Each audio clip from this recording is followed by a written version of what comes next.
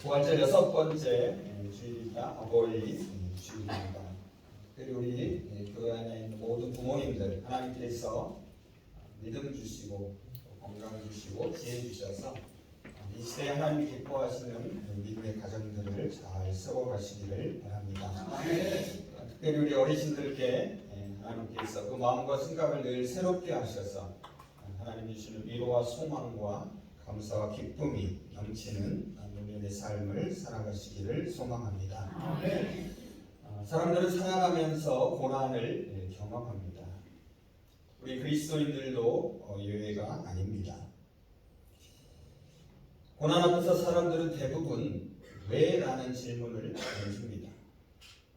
왜 지금입니까? 왜 하필이면 나입니까? 하지만 왜라는 질문은 답을 찾기가 참으로 쉽지 않습니다. 고난의 이유를 묻는 것은 믿음의 질문이 아닙니다. 그래서 우리는 질문을 바꿔야 합니다. 무엇을 위한 고난입니까? 고난의 이유가 아니라 고난의 의미와 목적을 물어야 합니다. 이것이 우리 그리스도인들이 고난 앞에서 던져야 할 질문입니다.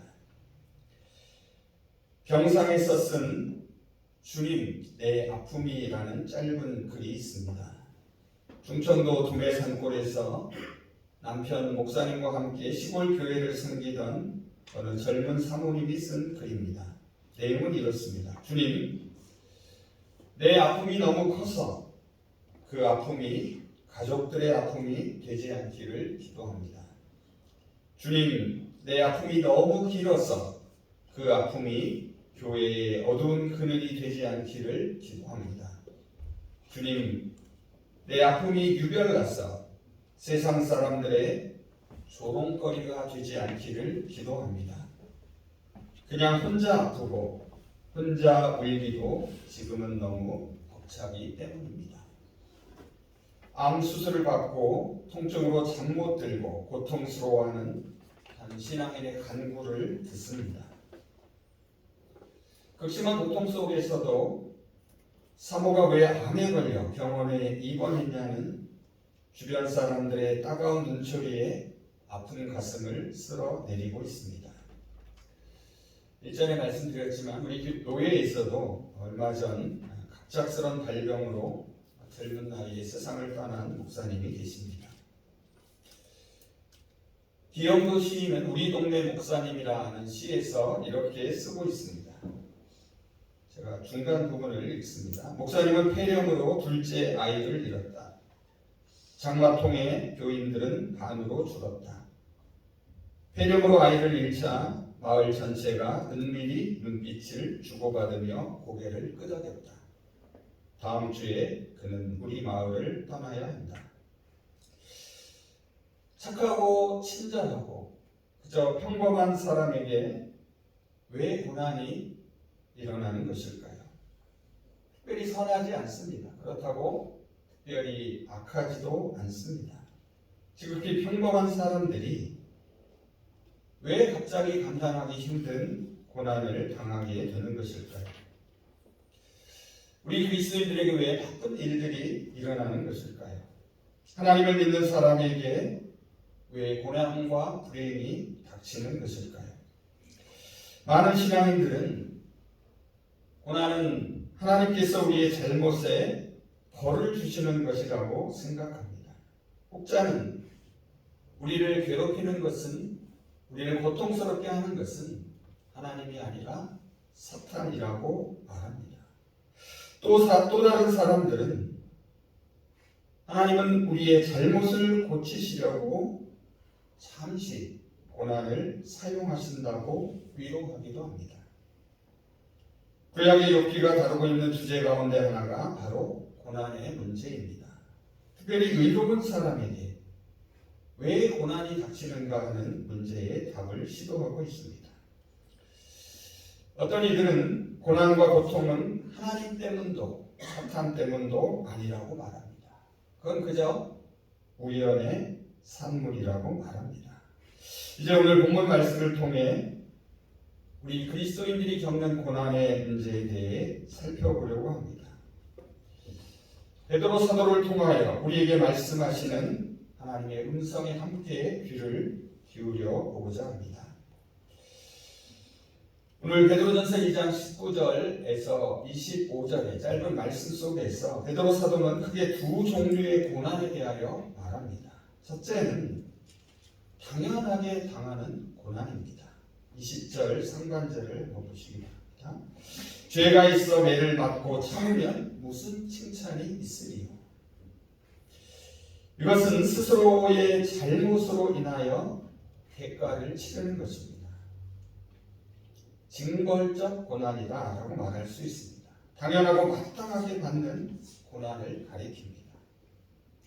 이러한 징벌적 고난은 참고 견딘다 해도 아무런 칭찬을 받지 못한다 라고 말합니다.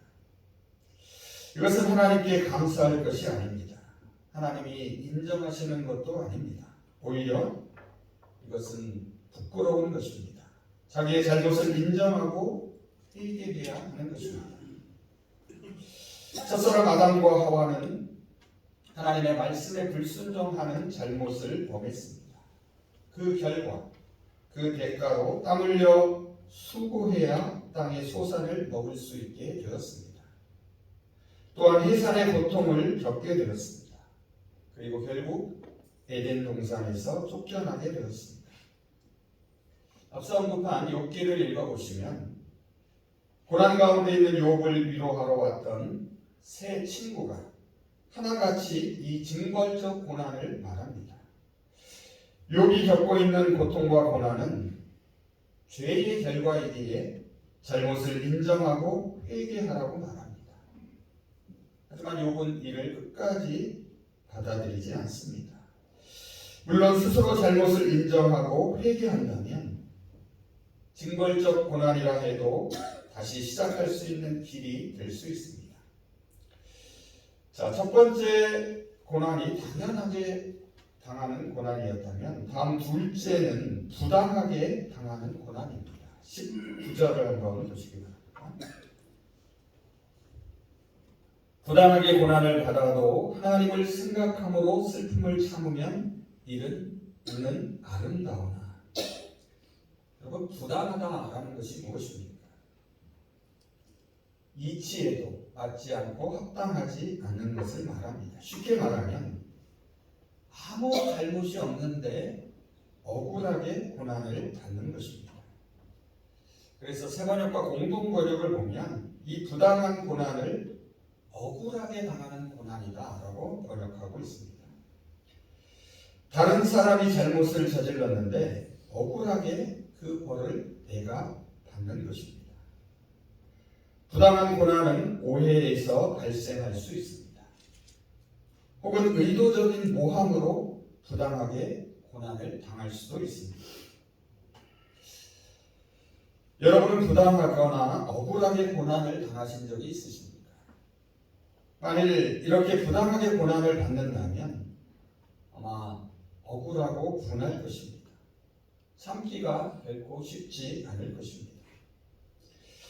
그래서 오늘 말씀을 보면 이러한 부당한 고난은 사람을 슬프게 만든다. 다른 번역을 보면 사람을 괴롭게 만든다라고 말합니다.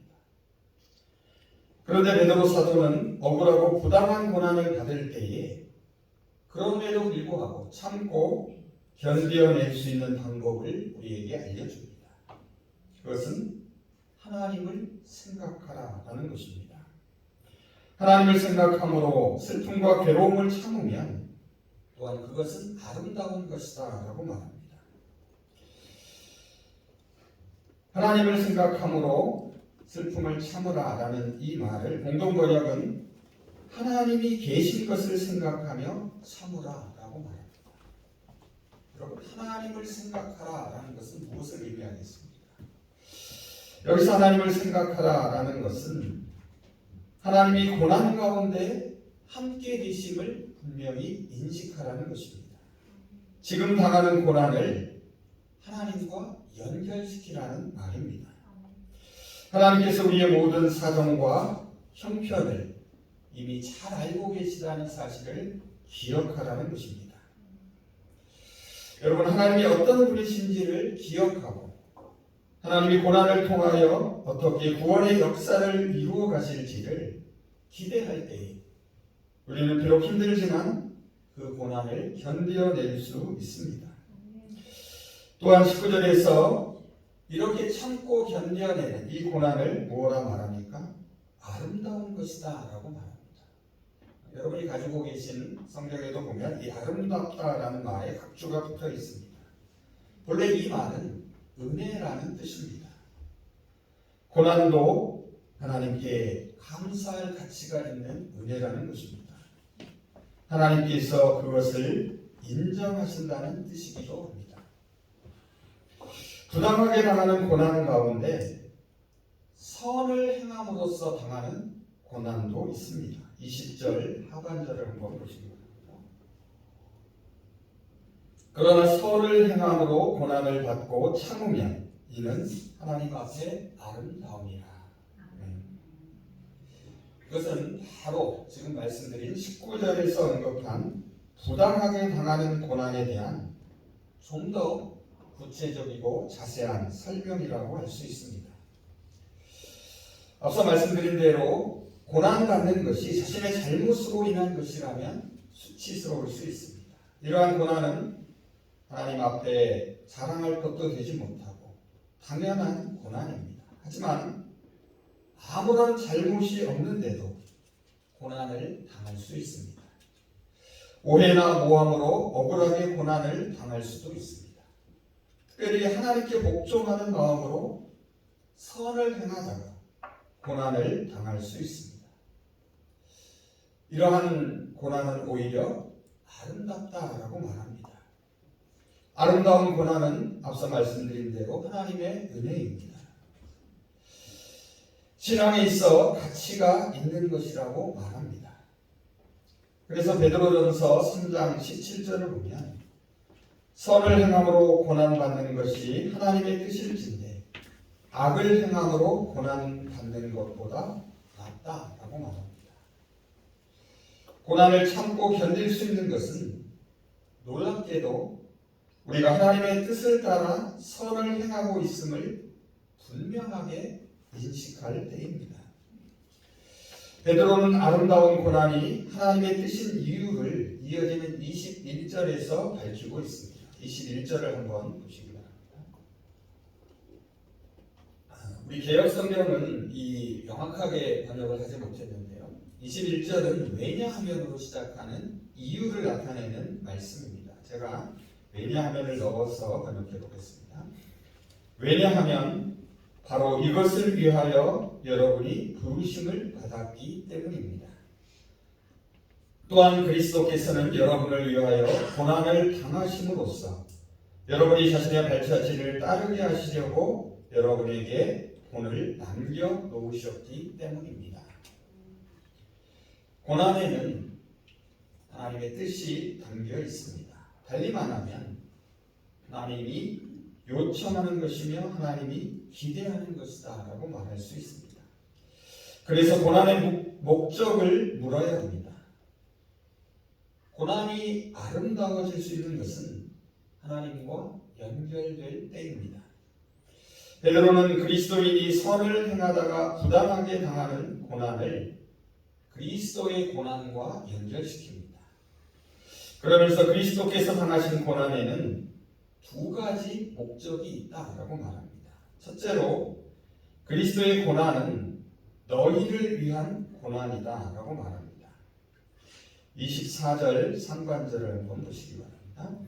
친히 나무에 달려 그 몸으로 우리 죄를 담당하셨으니 이는 우리로 죄에 대하여 죽고 의에 대하여 살게 하려 하심이라. 아멘. 그리스도께서 당하신 고난은 저와 여러분을 위한 고난입니다.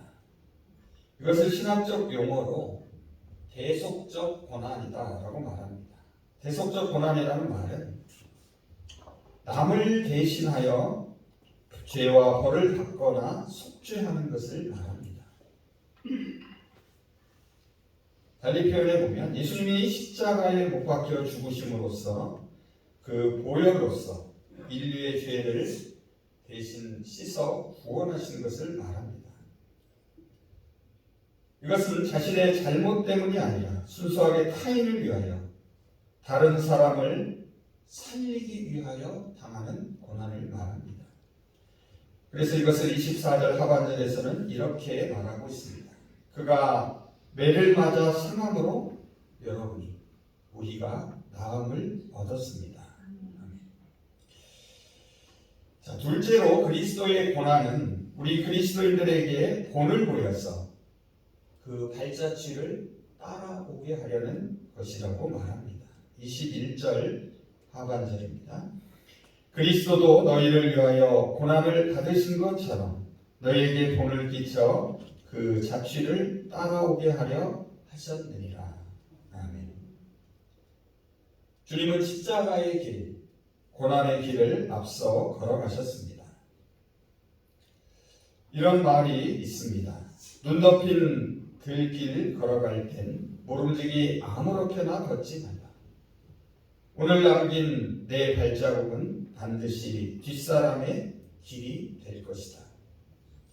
우리가 걷는 길은 주님이 이미 앞서 걸어가신 고난의 발자국을 따라 걷는 길입니다. 주님은 고난의 길에 생명을 살리는, 고난의 길이 생명을 살리는 아름다운 길임을 몸소 보여주셨습니다. 길이 끝나는 곳에 친히 길이 되어 주셨습니다. 어두운 세상 길에서 주님이 걸어가신 고난의 길이 우리 발의 등이 됩니다. 우리의 고난길의 빛이 되어 주십니다. 저와 여러분이 걸어가는 고난의 길이 또 누군가에게 그가 걸어갈 수 있는 발자국으로 남게 되기를 소망합니다. 우리를 그리스도인이라고 부릅니다. 그리스도인이라는 말은 그리스도를 뒤쫓는 사람들, 그리스도를 따르는 사람들이라는 말입니다. 내가 누구인지, 우리가 누구인지를 바로 아는 것이 중요합니다. 저와 여러분은 그리스도인입니다. 자기 자신의 정체성을 바로 알면 우리가 어떤 길을 걸어가야 하는지는 더욱 분명해집니다. 진정한 그리스도인은 그리스도께서 걸어간 길을 걷지 않을 수 없습니다. 예수 그리스도는 하늘에서 이 땅에 오셔서 십자가의 길을 걸으셨습니다. 고난과 죽음의 길을 가셨습니다. 다시 부활하여 하늘로 올라가셨습니다. 그래서 우리에게 하늘의 길을 열어주셨습니다. 십자가의 길, 고난의 길이 곧 바로 하나님께로 가는 길입니다. 우리가 당하는 아름다운 고난이 저와 여러분이 그리스도임을 나타내 보여줍니다. 그래서 베드로는 4장 16절에서 이렇게 말합니다. 그리스도인으로 고난을 받은 즉 부끄러워 말고 도리어 그 이름으로 하나님께 영광을 돌리라. 아멘. 이제 말씀을 정리해 보겠습니다. 우리가 지난주에 요한복음 14장을 통해서 하나님께 가는 길에 대하여서 생각해 보았습니다. 우리 그리스도인들은 길을 가는 사람들입니다. 나그네입니다. 순례자입니다. 저와 여러분은 이미 진리와 생명의 길 위에 있는 사람들입니다. 우리 주님이 곧 길이요 진리요 생명이시기 때문입니다. 나그네의 가슴은 언제나 고향을 향해 뜁니다. 그런데 이 나그네의 길, 이 순례의 길에는 고난이 도사리고 있습니다. 고난의 길을 통과해야만 하나님께 갈 수 있습니다. 우리는 고난 앞에서 왜라는 질문을 던지게 됩니다. 하지만 왜라는 질문은 믿음의 질문이 아닙니다. 믿음의 질문은 고난의 의미와 목적을 묻습니다. 우리가 당하는 고난은 우리의 실수와 잘못으로 마땅히 당하는 고난이어서는 안 됩니다. 우리의 고난은 부당하고 억울한 고난이어야 합니다. 우리의 고난은 주님을 위한 고난이어야 합니다. 우리의 고난은 이웃을 위한 고난이어야 합니다. 그래서 우리의 고난은 하나님 앞에 아름다운 고난이어야 합니다. 그런데 여러분, 이 아름다운 고난이라는 말은 형용 모순입니다. 여러분, 이런 말을 들어보신 적이 있으십니까? 네모난 동그라미, 소리 없는 외침, 모두 모순적인 말입니다. 아름다운 고난도 분명 모순된 표현처럼 들립니다. 하지만 여기에 우리 기독교의 중요한 진리가 담겨 있습니다. 기독교의 역설적인 진리를 보여주기 때문입니다. 이것은 마치 영광의 십자가와 같습니다. 십자가를 진 사람만이 그리스도의 영광에 동참할 수 있습니다. 그래서 아름다운 고난은 우리 삶에서 하나님이 기대하시는 것입니다. 아름다운 고난은 은혜이고 그래서 하나님께 감사할 가치가 있습니다. 아름다운 고난은 또한 우리가 그리스도인임을 보여줍니다. 바울은 빌립보서 1장 29절에서 이렇게 말하고 있습니다. 그리스도를 위하여 너희에게 은혜를 주신 것은 다만 그를 믿을 뿐 아니라 또한 그를 위하여 고난도 받게 하심이라. 그래서 고난은 하나님의 은혜입니다. 그리스도를 위해 살 때, 그리스도를 따라갈 때 고난도 따릅니다. 이것은 그리스도를 위해 고난받는 것을 특권으로 생각하라는 것입니다. 또한 골로새서 1장 24절에서 바울은 이렇게 말합니다. 내가 이제 너희를 위하여 받는 괴로움을 기뻐하고 그리스도의 남은 고난을 그의 몸된 교회를 위하여 내 육체에 채우노라. 고난은 하나님 앞에서 아름다운 것입니다. 고난을 받는 삶에 예수의 흔적이 나타나기 때문입니다. 바울은 갈라디아서 5장 6장 17절에서 이 고난의 흔적을 이렇게 자랑하고 있습니다.